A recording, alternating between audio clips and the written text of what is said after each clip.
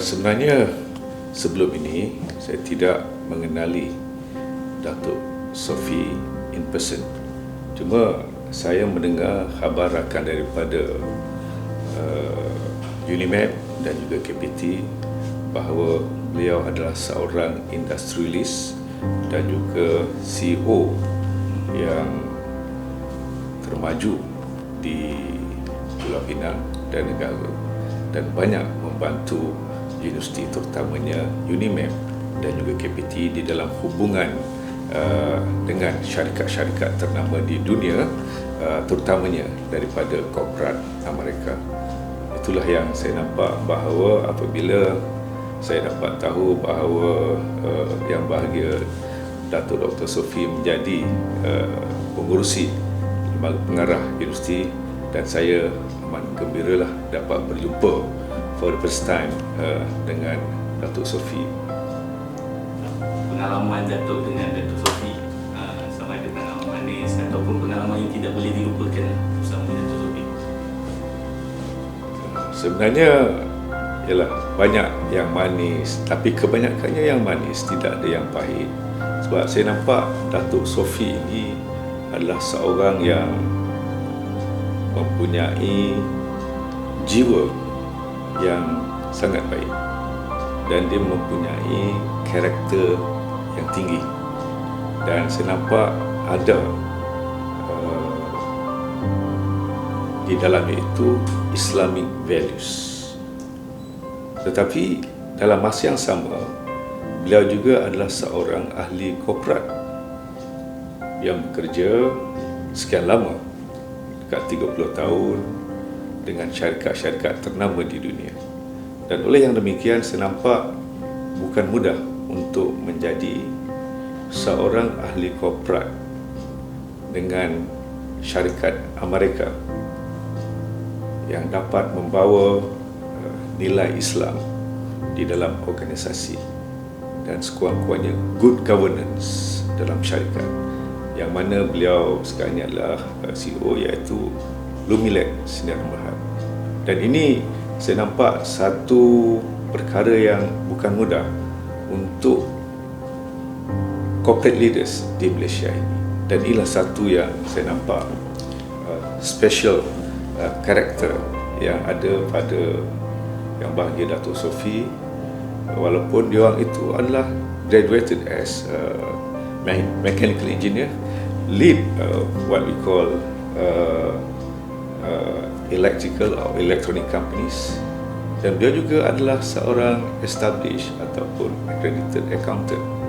Jadi dengan sebab itulah saya selalu anggap beliau merupakan satu contoh anak Melayu yang sempurna lah, at least apa yang saya ingin menjadi, tetapi saya tidak dapat jadi macam dia lah.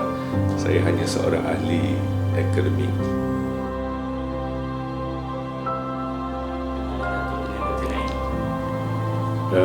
Sebenarnya saya tak sangka Dr. Naim dah bersara dah, sebab rambut dia hitam lagi dan bertenaga lagi, dan saya harap dia boleh meneruskan sebagai Ketua Pengarah Jabatan Politeknik dan Kolej Komuniti. Walau macam mana pun, kalau dah bersara tu bersaralah. Itu dia.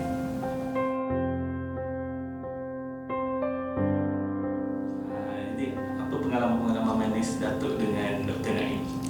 Sebenarnya Dr. Naim yang saya kenali adalah rakan saya semasa undergraduate studies, iaitu di UK dulu. Dan sebenarnya kami adalah housemate, tinggal satu rumah. Dan antara perkara yang saya tidak boleh lupa adalah apabila kami berlawanan untuk siapa yang boleh menyediakan makanan tercepat sekali. Sebab dulu habis lecture, kita kena masak, take turn. Jadi, tapi makanan itu mestilah ada nasi, ada sayur dan ada lauk. Dan inilah satu perlawanan yang agak sengit. Dan saya rasa saya telah mencapai saya boleh menyediakan hidangan tersebut dalam masa 5 minit. Inilah yang saya ingat sampai sekarang. Dan kalau satu lagi yang saya ingat, satu perkara yang belum selesai dengan Dr. Naim, ialah perlawanan badminton dengan Dr. Naim. Kita masih seri. Rubber set tiba-tiba saya tak ingat sama ada blackout ataupun apa, jadi satu-satu. Jadi tournament untuk rubber set itu masih lagi belum selesai. Jadi sekarang tak tahu saya dengan Dr. Naim siapa yang lebih hebat dalam badminton. Tapi saya rasa Dr. Naim, tapi belum tentu lagi.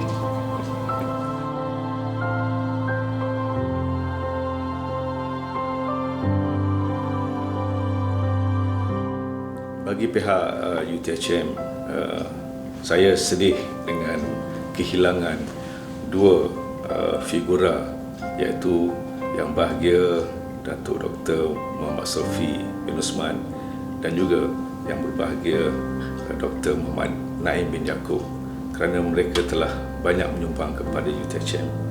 Dan inilah ucapan terima kasih juga bagi pihak UTHM kepada kedua-dua figura ini, dan semoga saya doakan mereka insya-Allah akan sentiasa diberikan perlindungan daripada Allah SWT dan juga diberikan kesihatan, dan insya-Allah terus bantulah UTHM kerana kita memerlukan figura seperti yang bahagia Datuk Sofi dan juga yang bahagia Dr.